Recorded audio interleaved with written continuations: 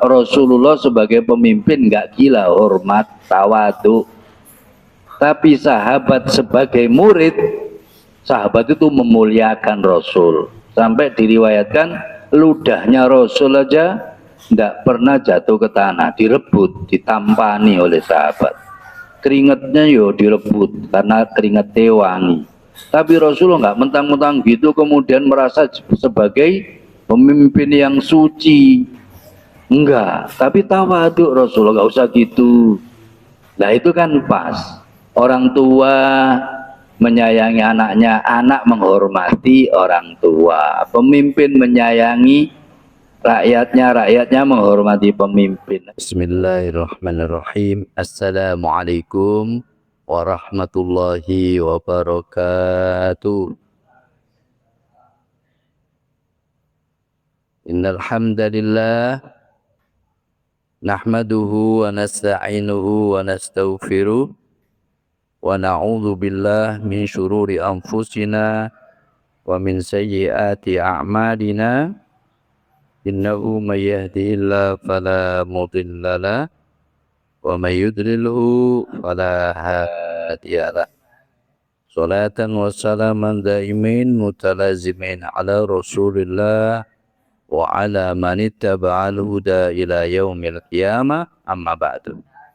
Alhamdulillah para jamaah, Bapak Ibu yang dimuliakan Allah, pagi hari ini Allah masih melimpahkan nikmat, rahmat, hidayah, inayahnya kepada kita semua, sehingga kita masih diberikan kesempatan, kemampuan, kemauan untuk bersama-sama hadir majelis yang mubarak ini dalam rangka untuk nyambut seruan Allah, sholat subuh berjamaah, sekaligus kita meneladani sabda-sabda baginda Rasulullah sallallahu alaihi wasallam. Pagi hari ini para jamaah sekalian, kita mengangkat tema tentang al-qudwatu al-hasanatu wassalafu as-salihu. Qudwah hasanah, tauladan yang baik, wassalafu as-salihu, dan salafus soleh, para salafus soleh, yaitu generasi umat Islam mulai zaman Rasulullah sampai tahun 300 Hijriah, di mana salafus soleh ini dijadikan standar kebenaran pemahaman tentang agama Islam sekaligus pengamalannya oleh seluruh umat Islam. Ya, di sini bisa nanti kita ambil teladan bersama bagaimana dulu Rasulullah dan para salafun soleh di zaman sahabat, tabi'in, dan tabi'it tabi'in. Itu yang jadi standar pemahaman Islam, pengamalan Islam yang masih murni, yang masih lurus. Nah, itu yang dijadikan standar. Bismillahirrahmanirrahim. Rabbi syrah li sadri wa yassir li amri wa hlul 'uqdatam min lisani yafqahu qawli. Laqad kana Rasulullah sallallahu alaihi wasallam al-qudwata al-hasanata fi kulli ma da'a ilaihi. Laqad kana, sungguh dulu Rasulullah SAW adalah merupakan al-qudwah hasanah, contoh tauladan yang baik, fi kulli ma da'a ilaihi, dari semua dakwahnya Rasul sallallahu alaihi wasallam. Wa kana khairu mithalin, maka Rasulullah itu adalah sebaik-baik contoh, fi badlil auni li ashabi, di dalam berkorban untuk menolong para sahabatnya. Wala siyama ashabil haja minhu, apalagi kalau di hadapan para sahabat yang memang membutuhkan bantuan. Rasulullah menjadi contoh yang terbaik.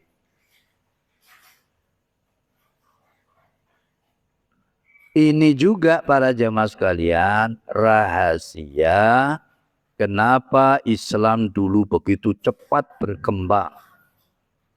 Kenapa diterima di masyarakat jahiliyah kemudian di masyarakat dunia. Sampai ada peneliti barat mengatakan andai umat Islam itu berdakwah seperti di zaman Rasulullah, niscaya kecepatan perkembangannya juga sama dengan di zaman Rasulullah. Karena apa? Karena memang Islam itu menyatu di badan umat Islam waktu itu. Di badan Rasulullah, di badan sahabat Rasulullah. Kalau ingin melihat Islam ya ada di pribadi, di keluarga-keluarga umat Islam waktu itu. Contoh yang lurus, contoh terbaik dari pemahaman dan pengamalan Islam. Kenapa Islam begitu cepat berkembang, bahkan akhirnya sampai bisa menumbangkan Imperium Romawi dan Persia, bahkan 2/3 dunia, sampai Eropa.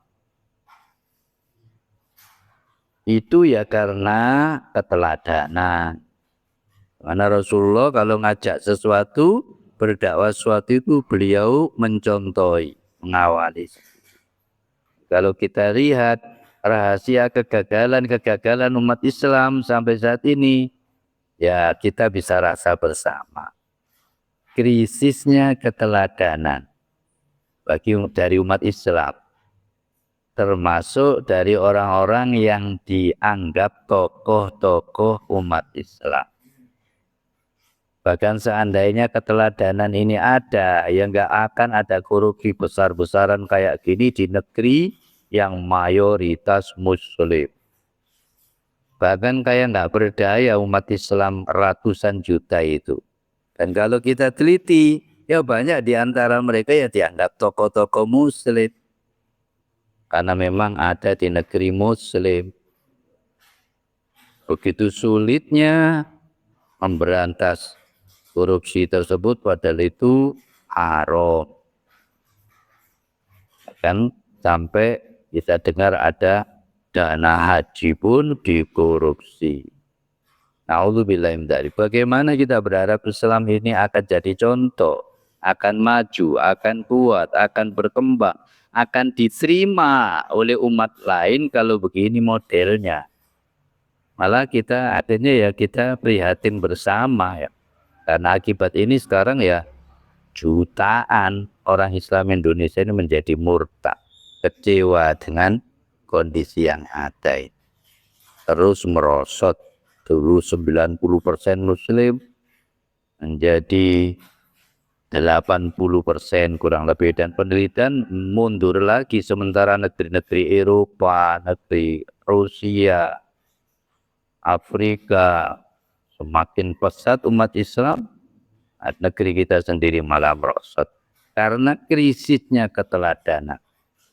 Makanya kita perlu mencontoh bagaimana Rasulullah, bagaimana salafun saleh dulu memahami dan mengamalkan ajaran Islam. Rawa al-Imam Ahmad min hadis bintil Khabbab bin Arad. Diriwayatkan oleh Imam Ahmad min hadisi Khabbab bin Arad, dari riwayat hadisnya putri Khabbab bin Arad radhiyallahu anhuma. Wa qalat, beliau pernah berkata, kharaja Khabbabun fi sariyatin. Khabbab pernah keluar ikut rombongan dakwah. Fakanan Nabiyyu sallallahu alaihi wasallam yata'aduna. Maka Nabi sallallahu alaihi wasallam membantu kami semua. Hatta yahliba anzalana fi lana. Sampai-sampai Rasulullah itu memeraskan susu kambing untuk kita. Fi jufnatin, dalam satu mangkok besar, lana, untuk kita. Fatamtali'u hatta tafidhu, sehingga mangkok besar itu penuh sampai amber-amber. Falamma qadima Khabbab halaba, ketika Khabbab datang, maka Rasulullah ya memeraskan susu kambing lagi. Fa'ada hilaba ila makana, kemudian Rasulullah memeraskan susu kambing lagi seperti biasa. Inilah Rasulullah, kekasih Allah, manusia terbaik dunia akhirat, manusia yang maksum. Begitu beliau merendahkan dirinya, tawaduknya. Meres susu kambingnya pekerjaan orang ngarit, petani-petani kecil, pengembala-pengembala kecil itu, orang-orang yang nggak dianggap di tengah masyarakat. Rasulullah itu mau melayani Khabbab bin Arab yang notabene itu sahabat yang termasuk paling melarat. Golongannya Bilal itu Khabbab bin Arab. Itu dilayani oleh Rasulullah. Nah, Rasulullah itu pemimpin, bahkan pemimpin dunia akhirat, kayak gitu. Nah, sekarang mana pemimpin Islam khususnya sing seperti itu, sing memandang bahwa kepemimpinan, kekuasaan itu adalah merupakan khidmah, pelayanan. Kepemimpinan itu adalah merupakan taklif, bukan tasyrif. Tugas, kewajiban, beban, bukan kemuliaan. Itu kepemimpinan. Makanya salafun sholeh dulu kalau dipilih jadi pemimpin, biasanya menangis, bukan syukuran, menangis. Karena yang dipikir beban. Nanggung sak keluarga aja udah berat, ini nanggung sak RT, sak RW, sak provinsi, sak negara. Bahkan pemimpin itu sebenarnya ditanya, rakyatnya makan apa enggak, tidurnya apa enggak, aman apa enggak, makan apa tidak, kenal Allah apa tidak. Itu nanti ditanya pemimpin. Makanya lihat pemimpin Islam itu bagus-bagus karena menyadari kepemimpinan itu adalah taklif, kewajiban, bukan tasyrif, bukan kemuliaan. Maka bagus-bagus akhirnya karena takut kepada Allah, beriman kepada Allah. Nah, contoh di negeri kita malah banyak kita tahu habis disumpah jabatan terus langsung dilanggar. Ya karena tidak takut kepada Allah. Belum benar-benar beriman tapi masih cuma ngaku iman. Nah, itu yang menyebabkan negeri kita begini akhirnya hasilnya.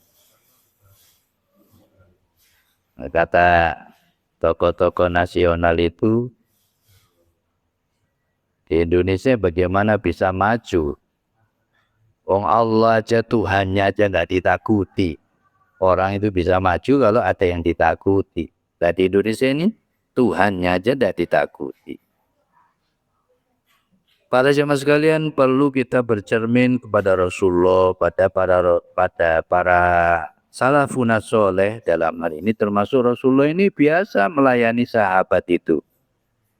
Rasulullah itu dalam kepemimpinannya kita lihat nggak seperti raja, nggak seperti penguasa. Tutang-tuting, ambil itu, gini, nggak tuting gitu, mencontohi, melayani. Begitu Rasulullah SAW. Nah, kita rasakan sekarang ini di tengah-tengah masyarakat. Bapak sebagai pemimpin keluarga itu malah banggakan sebagai pemimpinan keluarga, otoriter pada istrinya, pada anaknya. Bahkan kita lihat di dunia pesantren gitu, sama murid itu gak menghargai, tuting, ambil cium tangan bolak-balik, mari ngono cium kakinya barang.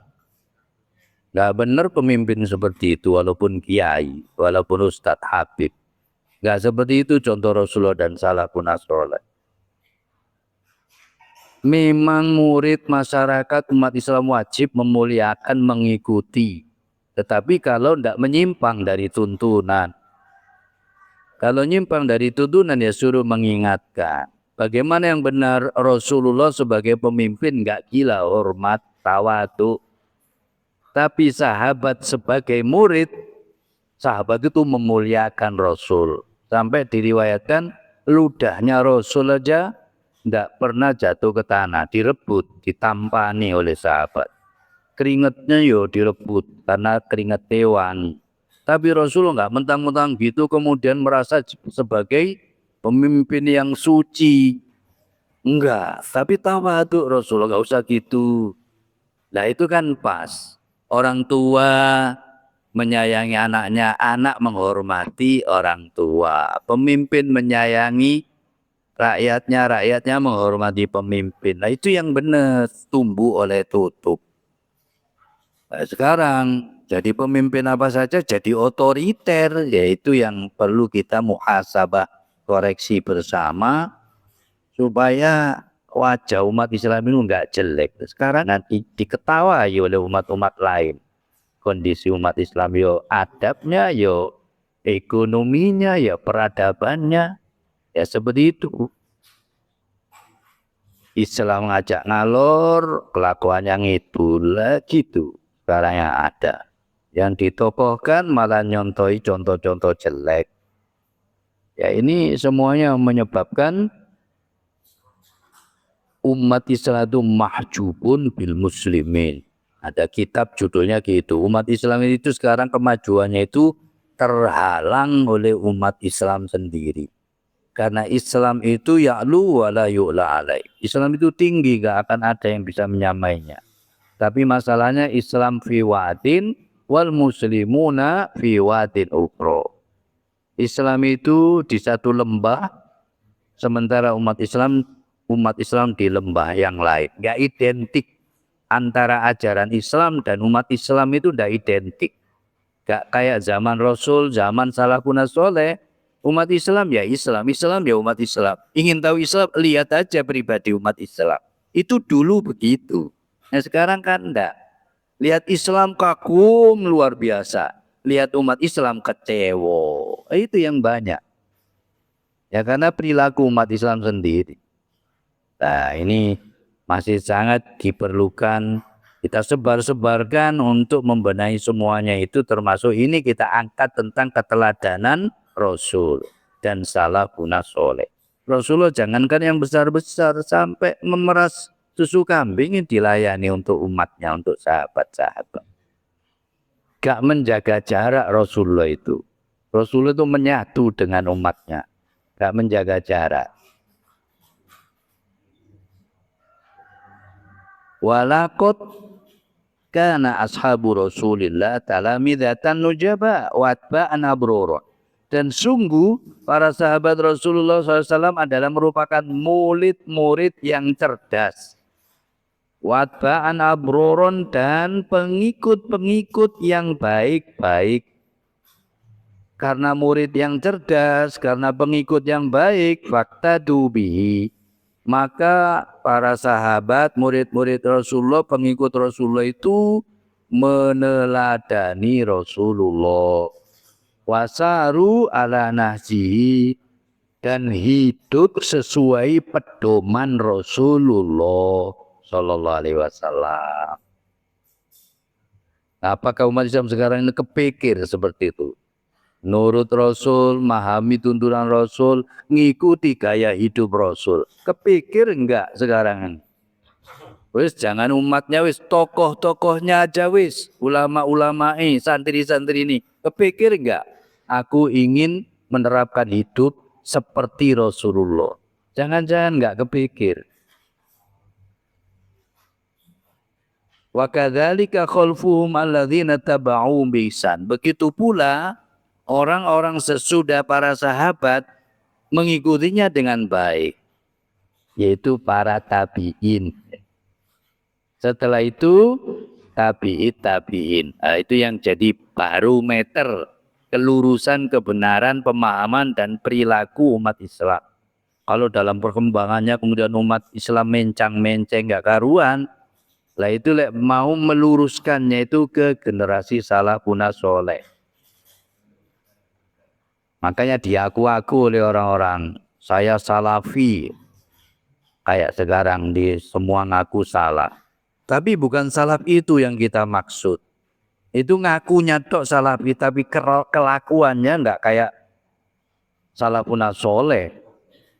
Dikit-dikit bid'ahkan, musyrikan, ngafirkan temannya. Salafun soleh enggak seperti itu. Malah kayak ini Rasulullah melayani. Nah ini enggak golongannya ustadz aja dianggap iblis. Lalu golongannya setan pun dianggap ustadz. Nah itu kan repot lah begitu. Bagaimana sosok kayak Yusuf Qaradawi itu di bid'ah-bid'ah? Bagaimana kayak sosok Imam Syafi'i, Hasan al-Banna, Sayyid Qutb di bid'ah-bid'ah karena bukan golongannya. Ya apalagi kita ya dianggap sampah, keraknya neraka oleh mereka. Lah ngono ngaku salafun soleh. Ya jelas gak belas. Cuma ngaku-ngaku. Apa istilahnya itu? Jadikan bemper salafun soleh untuk kesalahannya. Enggak gitu salafun soleh. Ini lihat itu. Jangankan pada sesama, pada ulama. Ini pada bawahannya paling bawah golongannya khobatin. Dilayani oleh Rasulullah. Dibantu, dilayani semua kebutuhannya. Nah, kita lihatlah sekarang ini. Bagaimana kondisi umat makin marak-marit ya. Karena tidak niru cara-cara dakwah, cara-cara ibadah, cara-cara memahami, cara-cara memperlakukan sesama muslim. Waradiyallahu anhum waradu anhu lah. Akhirnya mencapai puncaknya. Maka Allah ridho pada mereka. Ini wis puncak wis. Puncak tertinggi kalau Allah sudah ridho. Wis sesalah apapun kalau Allah ridho ya wis ahli surga sudah. Kalau Allah nggak ridho masih ahli sujud ya neraka. Yang perlu kita kejar itu Allah ridhonya itu. Nah ini karena niru Rasul, sahabat. Karena tabi'in niru sahabat, tabi'un niru tabi'in, maka Allah ridho. Waradu anhu, akhirnya para sahabat, para tabi'in, para tabi'in, akhirnya ridho pada Allah. Ridho itu apa sih? Lebih dari cinta weh. Apapun yang disuruh Allah dilakukan, itu namanya ridho. Lah saya kira ridho apa enggak dengan ajaran Allah? Jangan-jangan ngaji aja enggak paham, ngaji aja enggak mau. Bagaimana mau paham? Bagaimana mau ridho kepada ajaran Allah yang ada diinjak-injak? Yang ada kita itu ajaran Allah dijadikan yang terakhir. Lek butuh yo mau, lek gak butuh yo dibuang. Nah itu kondisi sekarang termasuk yang dilakukan umat Islam sekarang. Ajaran Allah itu diseleksi, dipilih-pilih. Masa masuk akal? Tidak logis, tidak masuk akal, tidak pantas, tidak beradab. Wong kita ini hambanya Allah, segala kebutuhan kita dari Allah dihidupkan oleh Allah. Nah Allah kok diseleksi? Yang maunya yang ini mau ya Allah, ajaran yang ini tidak mau, yang ini tidak cocok dengan lingkungan, ya ini tidak cocok dengan adat. Kan begitu kondisinya sekarang. Nah Rasulullah bahkan seluruh nabi ya dari dulu kan tidak gitu pemahaman Islam. Siapa yang ngomong Allah sami'na wa ata'na kan gitu. Kami dengar, kami taat. Itu pemahaman seluruh nabi dan seluruh muridnya nabi gitu. Nggak ada yang berani koreksi aturan Allah. Itu harus jadi pemahaman umat Islam, pemahaman kita baku. Harus. Perkara ngamalkannya ya pelan-pelan sesuai kemampuan. Tapi pemahaman harus utuh. Nggak ada yang boleh menolak aturan Allah. Siapapun dan kapanpun. Nah gitu. Nanti mengamalkannya bertahap bil hikmah. Kan gitu yang dipahami, yang dilakukan oleh Rasulullah dulu dan seluruh para nabi bahkan. Ya seperti itu. Nggak ada kemudian ngoreksi Allah, ini mau, ini ndak mau, ini cocok, ini ndak cocok, nggak ada. Maka kalau kita masih pahami begitu, segera luruskan. Nggak ada Islam model seperti itu dari zaman Nabi Adam. Nggak ada. Semua aturan Allah diikuti pemahaman dan pengamalan. Adapun karena seterata manusia tingkat pemahaman, ilmunya latar belakang beda-beda, lah dakwahnya bertahap bil hikmah. Kan gitu. Tetapi secara tuntunan tidak boleh milih-milih tuntunan Allah, itu tidak ada.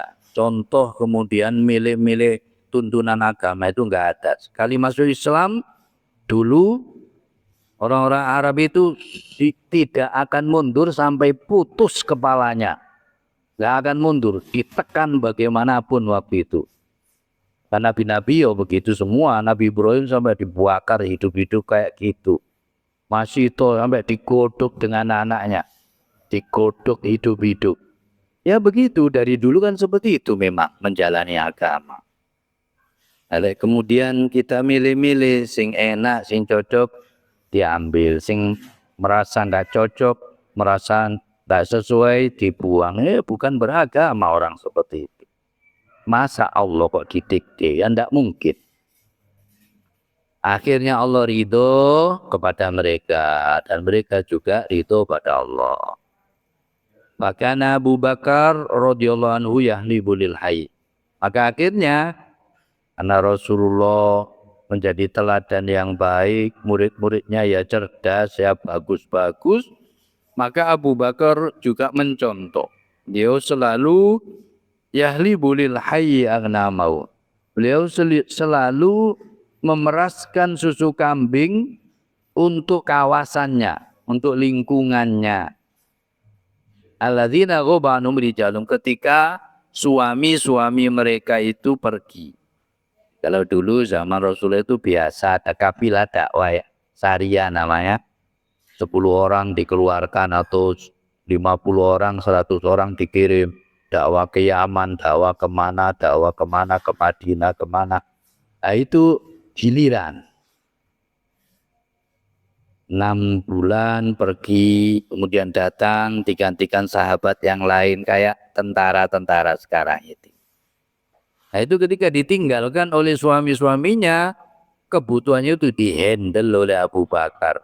Termasuk ketika membutuhkan air minum. Nah dulu itu minumnya dari susu-susu kambing. Beliau juga memeraskan. Ada enggak sekarang tokoh Islam mau seperti itu? Melayani murid-muridnya, melayani masyarakat. Oh no. Kan yang banyak yang kita tahu tokoh-tokoh Islam sekarang kan di mimbar seperti ini. Ambil jarak dengan murid, dengan masyarakat. Ya sebenarnya enggak begitu contohnya. Tokoh-tokoh Islam harusnya ya menyatu dengan masyarakat itu, menyatu.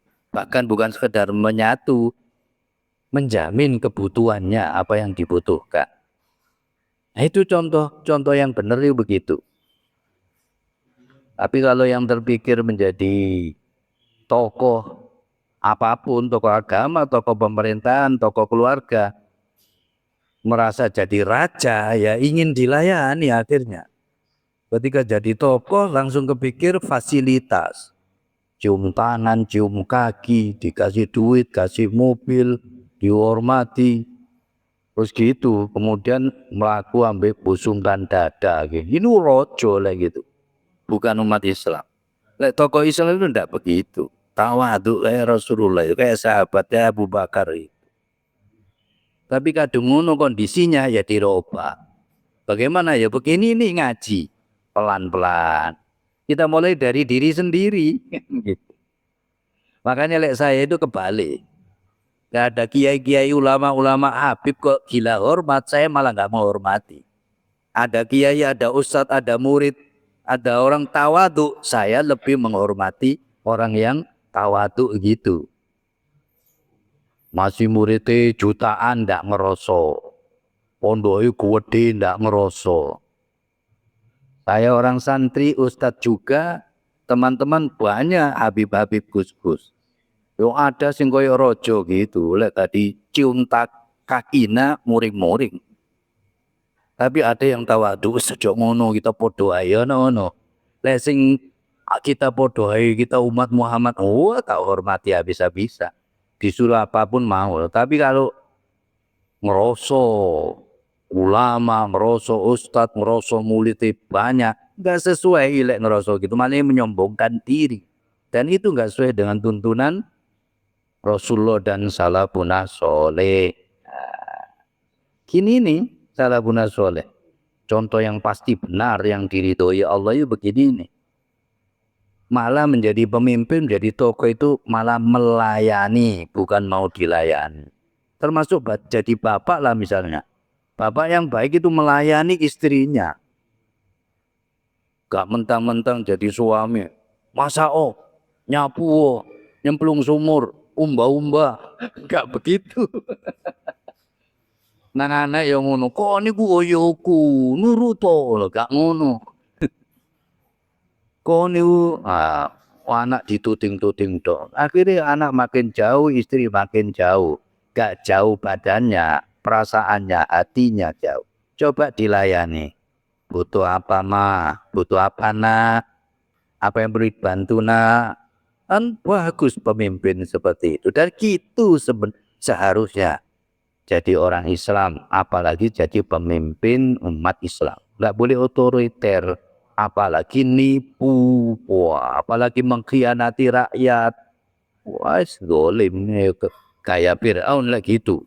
Bukan gayanya Rasulullah SAW. Falamma istakhlafa 'alal muslimin, ketika Abu Bakar menjadi khalifah umat Islam qalat jariyah, ada ibu-ibu yang berkata, al-an la yahlibuha. Waduh, Abu Bakar sekarang jadi khalifah, gak akan mau lagi memeraskan susu kambing untuk kita. Fabalaghahu dzalik, maka hal itu sampai kepada Abu Bakar. Faqal, maka Abu Bakar mengatakan, wa inni la arju alla yughayyirani ma dakhaltu fi an syai'in kuntu af'alu. Saya sungguh berharap tidak akan ada yang bisa merubahku dari kebiasaan yang sudah aku lakukan. Dia beliau juga tetap bertekad walaupun jadi khalifah tetap akan melayani ibu-ibu tadi. Melayani lingkungannya tadi. Pemimpin dalam Islam itu adalah pelayan. Melayani umatnya, melayani rakyatnya. Begitu yang seharusnya. Akhirnya ya sukses dunia akhirat kan pemimpin-pemimpin Islam itu. Wa kana Umar radhiyallahu anhu yata'ahadul aramil. Begitu juga sahabat Umar bin Khattab itu suka membantu para janda. Biasanya para janda itu kan kekurangan, ditinggal mati, suaminya nggak ada yang ngurus, nggak ada yang nafkahi. Lah itu dihandle oleh Umar bin Khattab. Fayastasqilahunnal ma' bil lail. Maka beliau biasa mengambilkan air untuk para janda itu di malam hari. Dulu kan tidak ada listrik, peteng ya. Umar kalau siang melayani masyarakat sebagai khalifah. Dan malam hari ada waktu istirahat untuk membantu para janda yang perlu dibantu diambilkan air. Kalau sekarang kan enak dari ledeng atau dari pipa. Lah dulu ya dari sumur, dipikul kayak di desa-desa itu. 1, 2, 3, 4 rumah. Sebetulnya Masya Allah luar biasa memang sahabat-sahabat itu. Mana ada sekarang pemimpin mau begitu. Termasuk pemimpin-pemimpin umat Islam. Yang ada ya tuding. Perlu hak rakyat diambil. Maka perlu banyak bercermin pada salafun soleh. Ini cek gak nemen-nemen. Gak golim pada umatnya, pada rakyatnya. Wara'ahu Thalha bin Ubaidillah radhiyallahu anhu marratan. Ketika itu dilihat oleh Thalha bin Ubaidillah pada satu malam. Yadkhulu baita imra'atin. Umar ini kok masuk rumah seorang wanita. Oh, dicurigai sama Tolha. Fadakhala 'alaiha Tolha naharon. Akhirnya diselidiki oleh Tolha di siang hari. Ngapain Umar ini masuk ke rumah seorang wanita? Faidzan hiya ajuz amya muqaidatan.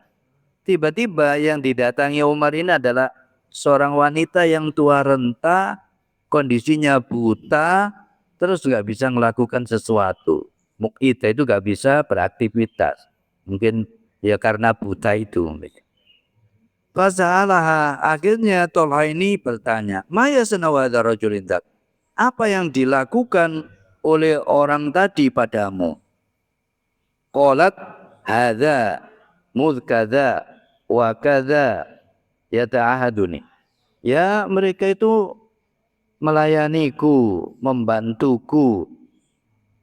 Ya'dini bima yasluhuni. Dia membawakan apa-apa yang aku butuhkan. Wa yakhruju 'anil adza, atau dia menyelesaikan kesulitanku. Wah, itu yang dilakukan Umar. Faqala Tulha, sakilatka ummuka ya Tulha auradu Umar tutbah. Celaka kamu Umar. Celaka kamu Tulha. Apakah kamu mencari-cari kesalahan Umar? Nah, gitu.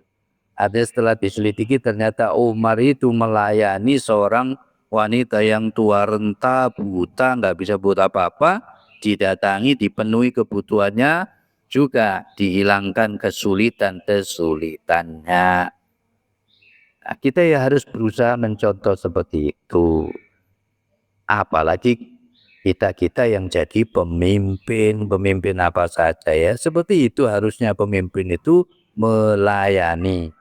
Akhirnya murid, guru saling mencintai, rakyat, pemimpin saling mencintai karena saling empati karena melayani tersebut. Dan itu ajaran Islam. Wa kana Abu Wa'il radhiyallahu anhu yatufu ala nisa'il hayyi wa ajaizihinna kulla yaum. Dan dulu Abu Wa'il radhiyallahu anhu itu suka keliling. Untuk apa? Ala nisa'il hayyi, untuk mengontrol wanita-wanita di kawasannya, di bawahannya. Wa ajaizinna kulla yaum, dan orang-orang yang lemah-lemah, yang tua-tua setiap hari. Ngapain? Fayastari lahunna hawaijahunna wa maisrufuhunna. Untuk membelikan para wanita-wanita dan orang-orang yang membutuhkan, orang-orang yang tua renta itu setiap hari untuk membelikan kebutuhannya. Wa mayasluhunna, dan apa-apa yang dibutuhkannya. Bapak Ibu sekalian, ini bisa kita upayakan mulai dari masjid ya. Ada sudah contoh kayak Masjid Jogokarian itu nggak besar, tapi akhirnya jadi percontohan seluruh Indonesia. Karena ya seperti ini, pemimpinnya, takmirnya itu melayani jamaah, melayani kawasannya. Sekarang lihat berkah luar biasa. Menjadi kaya raya masjidnya. Malah ceritanya itu orang mau sedekah aja antri. Karena umatnya jadi sayang, jadi percaya. Semua sedekah diberikan ke masjid. Kan begitu. Bukan tambah melarat. Padahal asalnya itu ceritanya kan ada orang sakit. Ke rumah sakit butuh uang 40 juta. Utang kan ke bank, orang-orang miskin kan nggak bisa. Akhirnya utang uang masjid 40 juta itu dikasih. Ternyata masih kurang 5 juta, kasih lagi. Duit masjid entek, habis. Akhirnya oleh takmirnya itu sampean itu nggak perlu utang, kan gitu ceritanya. Setelah itu nggak perlu utang. Akhirnya besok malamnya masjid dapat uang 150 juta. Loh, tidak terduga-duga. Seperti itu. Dan terus akhirnya berkembang melayani semua kebutuhan kawasan Jogokarian.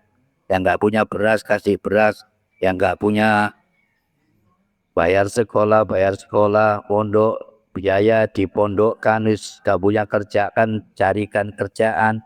Akhirnya sekarang ceritanya subuh itu kayak Jumatan di Jogokarya. Nah, puasa itu sampai 3.000 orang yang ke sana itu terawih atau buka bersama, dan itu ya mampu mereka melayani.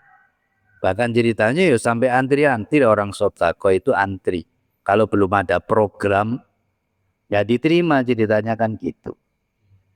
Itu buah dari apa? Empati, melayani.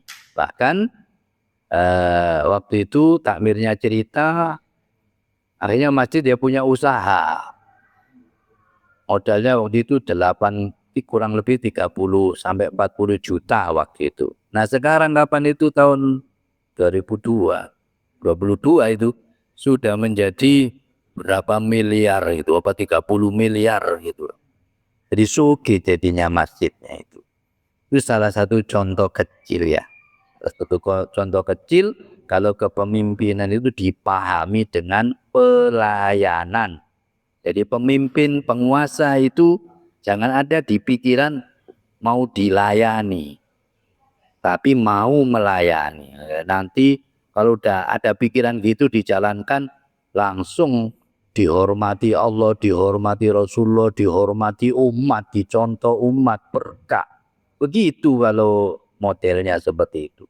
Apabila pemimpin kemudian ingin dilayani, Allah Allah tidak percaya, Rasulullah tidak percaya, umat tidak percaya, ujung-ujungnya begitu.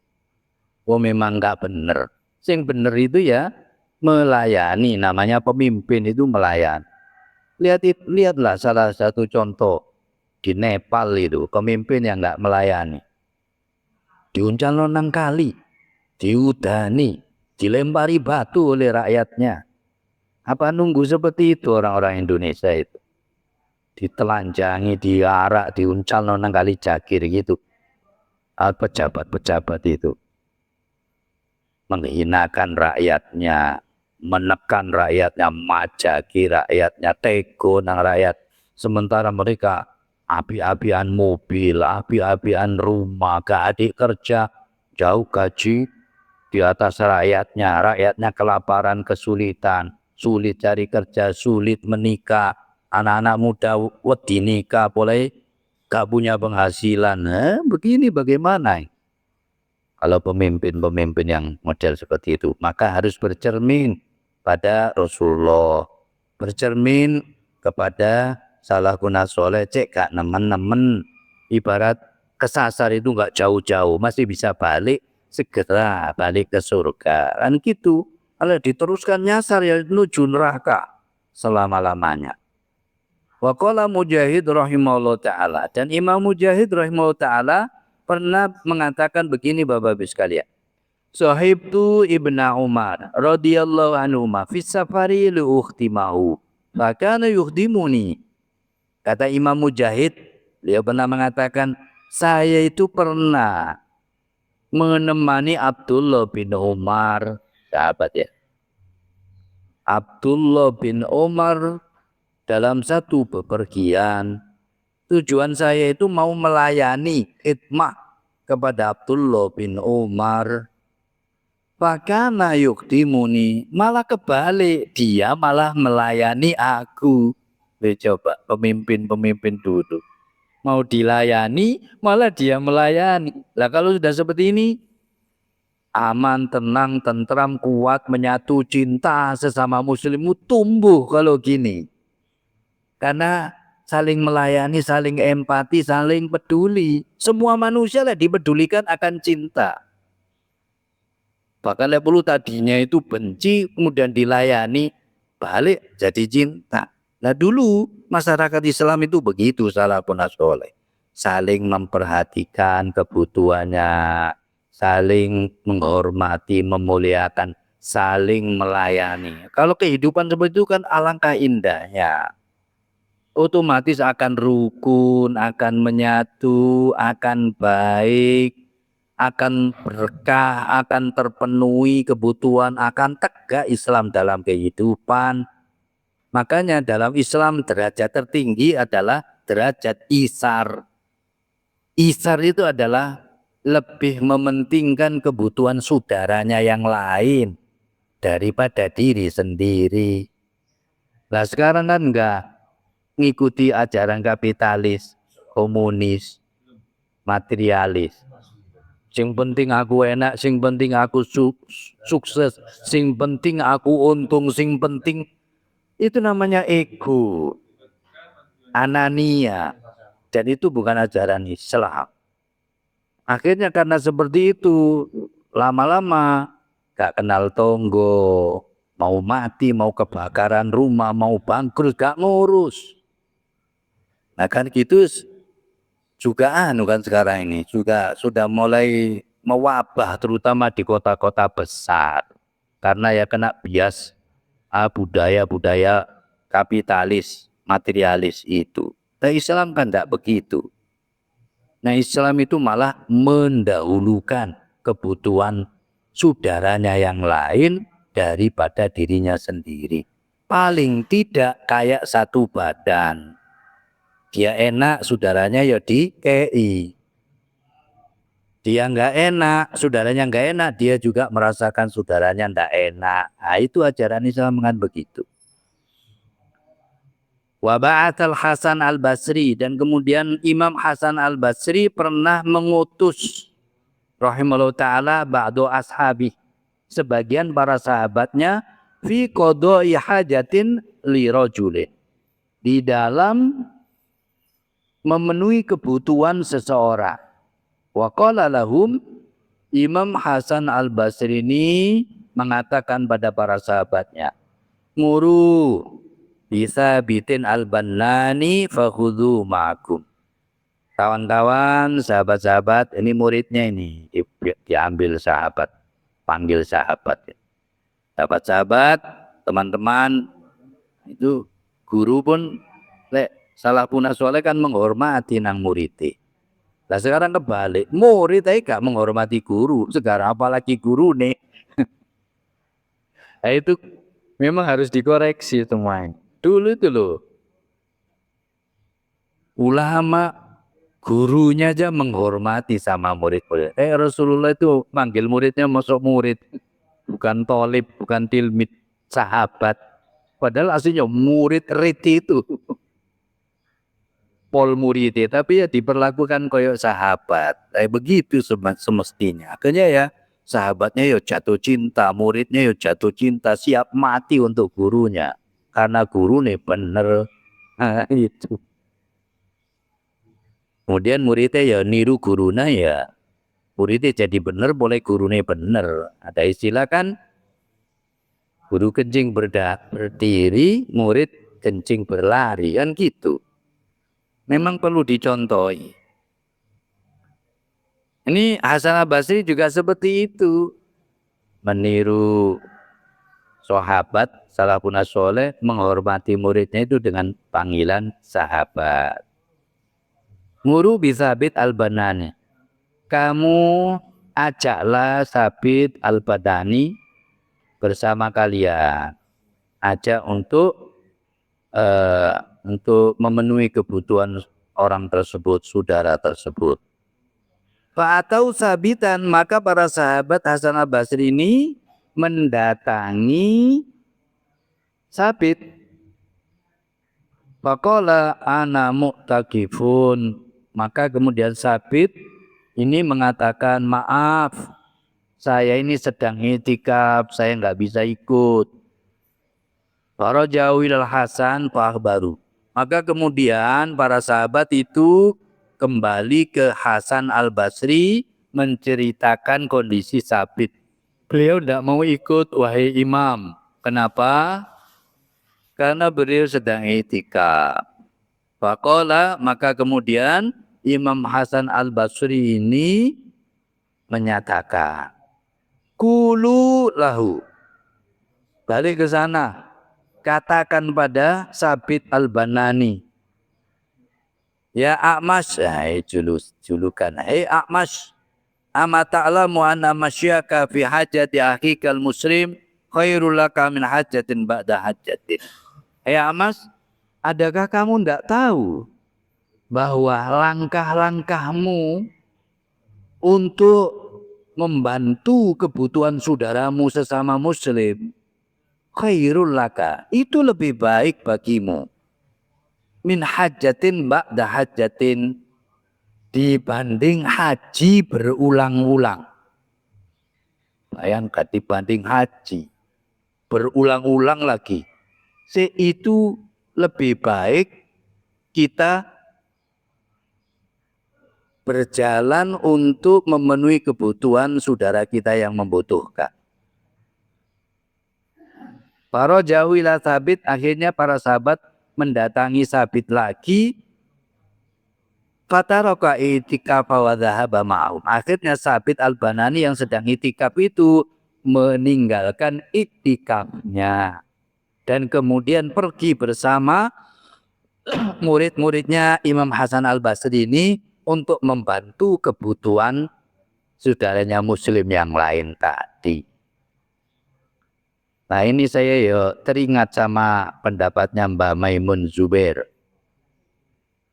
yang jasadnya utuh di Makla itu ya, terkenal waliullah, orang termasuk paling alim di Jawa, muridnya ribuan, muridnya adalah para ulama se-Indonesia.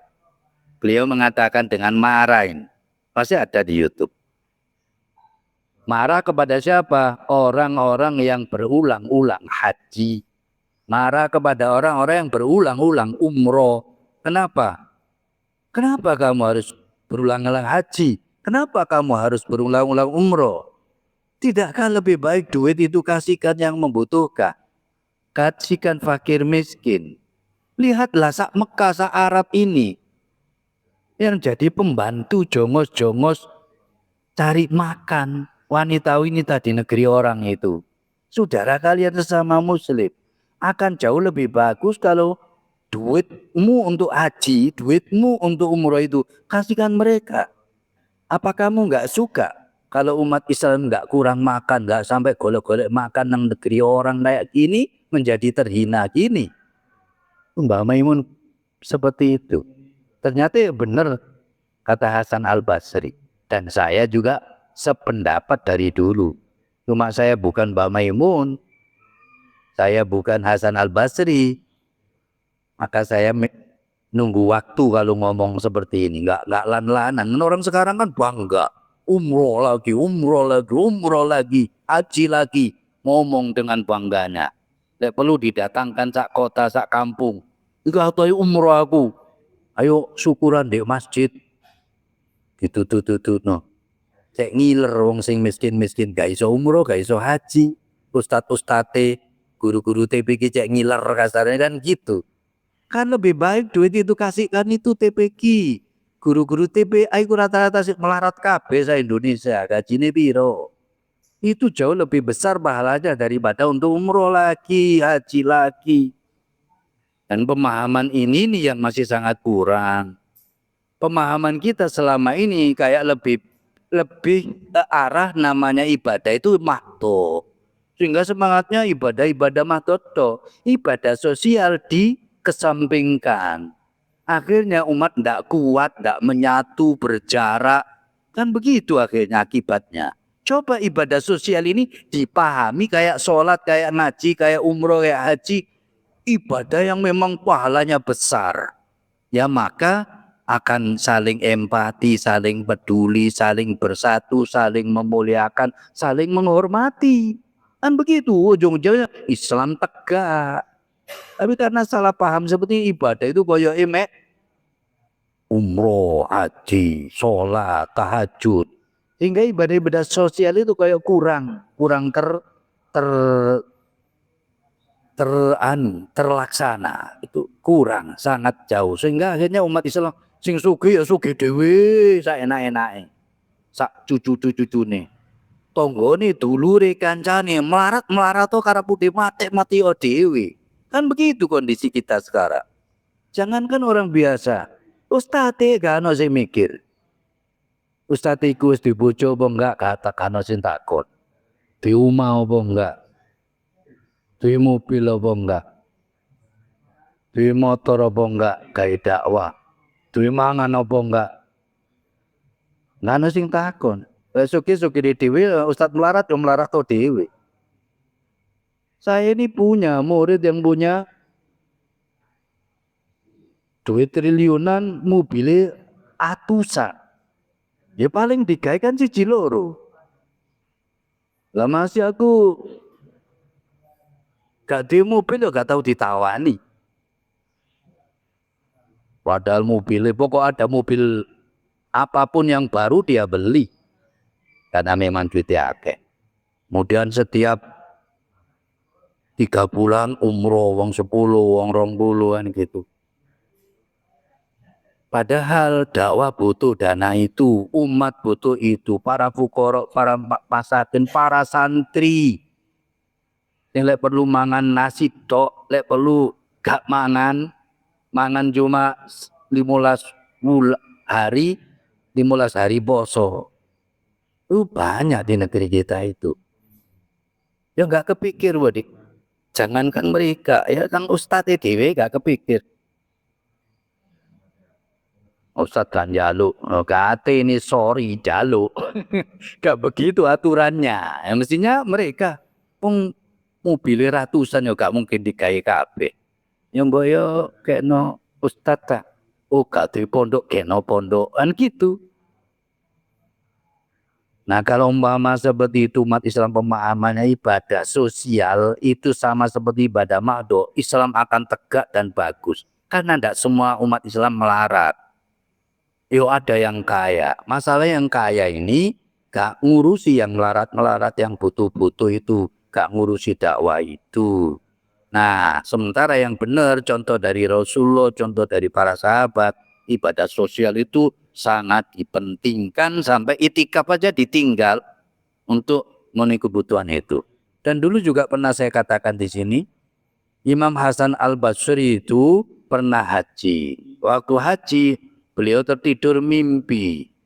Mimpi malaikat dialog dua malaikat.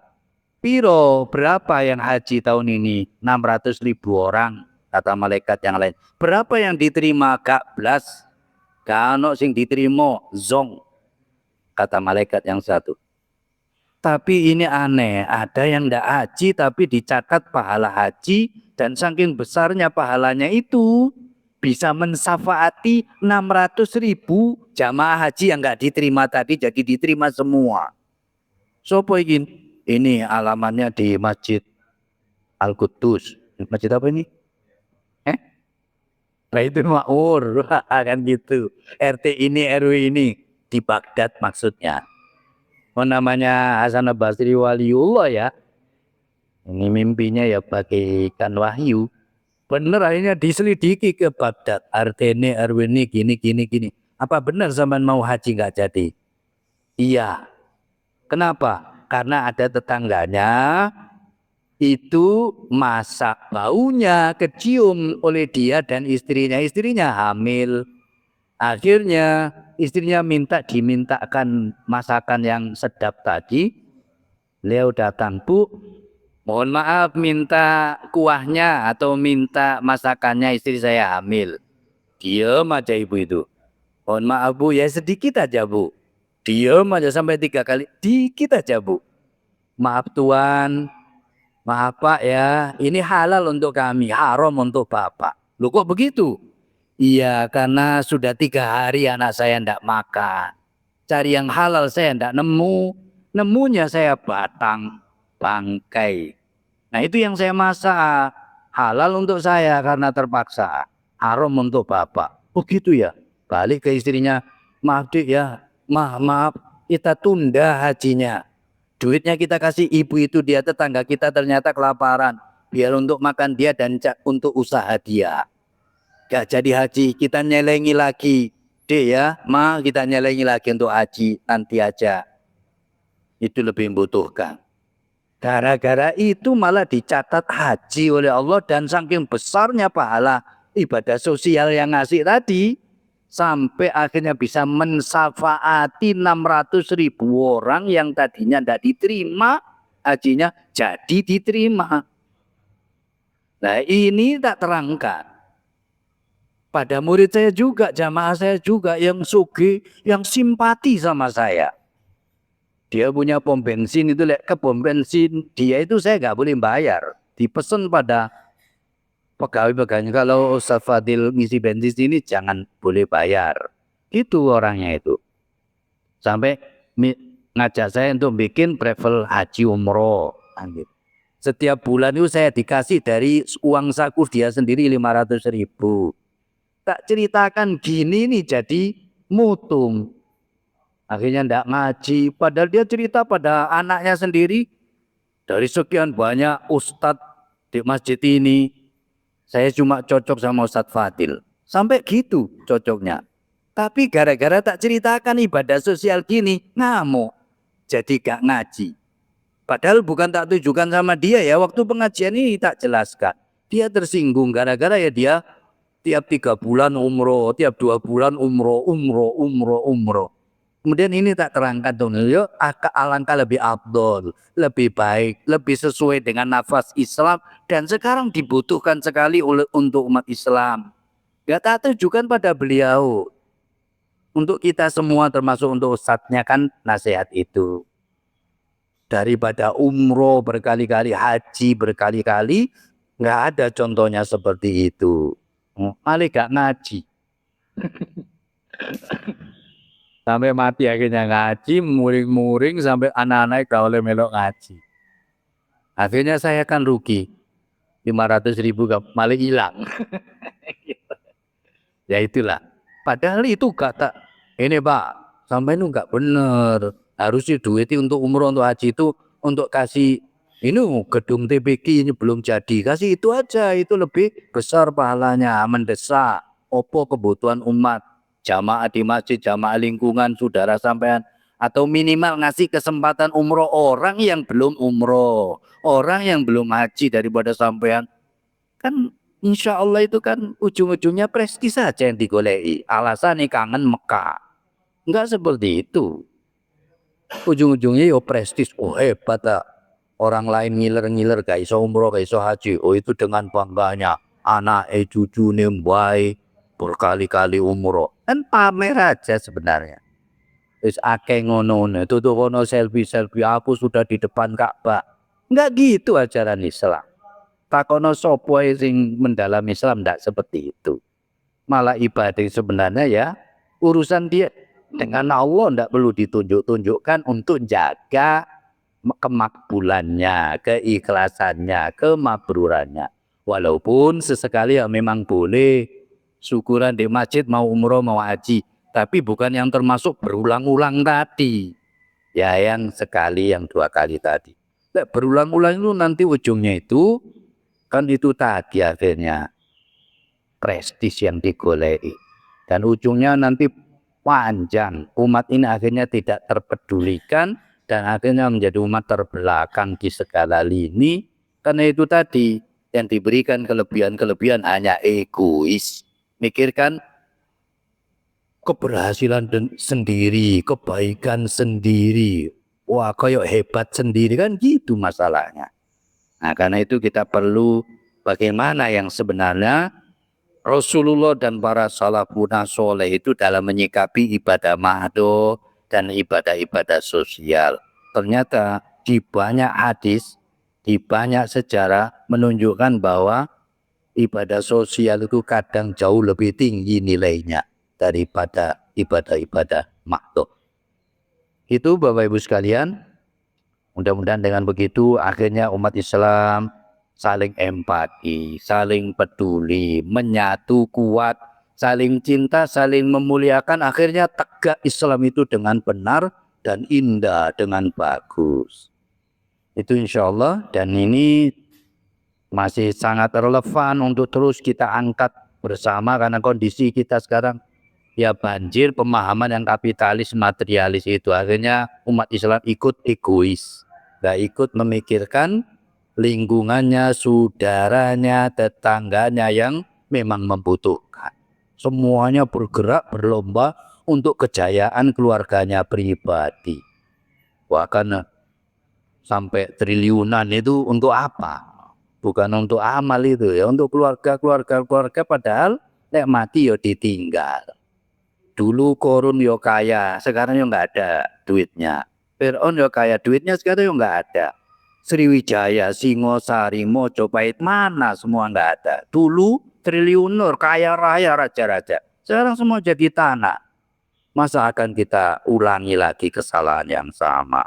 Baru kali kita gunakan ibadah sosial, ibadah mahdoh untuk Islam, mengangkat Islam, baru manfaat insyaallah. Itu dulu para jamaah sekalian. Nah, waktunya udah habis. Mudah-mudahan ini manfaat untuk saya pribadi khususnya dan para jamaah semua, umat Islam semuanya. Mudah-mudahan Islam kita diterima oleh Allah, iman kita diterima oleh Allah, Islam diberikan kejayaan, umat Islam diberikan kejayaan kembali, diberikan hati yang lapang, yang ikhlas, sehingga kita tidak memikirkan diri sendiri, tapi memikirkan umat seluruhnya, sebagaimana yang dicontohkan oleh Rasulullah dan para sahabat Rasulullah SAW, sehingga mudah-mudahan benar-benar kita oleh Allah ini dijayakan di dunia, disukseskan di dunia, dan diselamatkan oleh Allah di dunia sampai di akhirat kelak. Amin ya rabbal alamin. Al-Fatihah. A'udzubillahi minasyaitonir rajim. Bismillahirrahmanirrahim. Alhamdulillahi rabbil alamin arrahmanir rahim. Maliki yaumiddin. Iyyaka na'budu wa iyyaka nasta'in. Ihdinas siratal mustaqim. Siratal ladzina an'amta 'alaihim ghairil maghdubi 'alaihim waladdallin. Amin. Yang benar dari Allah. Mari kita teladani para jamaah sekalian. Ada salahnya dari saya pribadi. Mohon maaf sebesar-besarnya. Kita akhiri pengajian kita pagi hari ini dengan doa kafarah. Subhanakallahumma wa bihamdika asyhadu an la ilaha illa anta astaghfiruka wa atubu ilaik. Alaikum. Assalamualaikum warahmatullahi wabarakatuh.